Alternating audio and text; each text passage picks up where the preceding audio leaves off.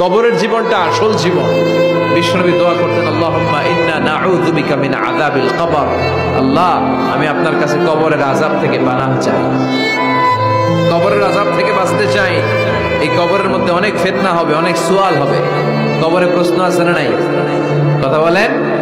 প্রথম প্রশ্ন জিজ্ঞেস করা হবে, মার রব্বুক, তোমার রব কে? বলেন, আমাদের রব কে?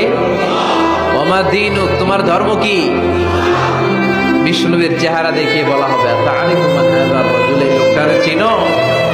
আমরা কি বলবো?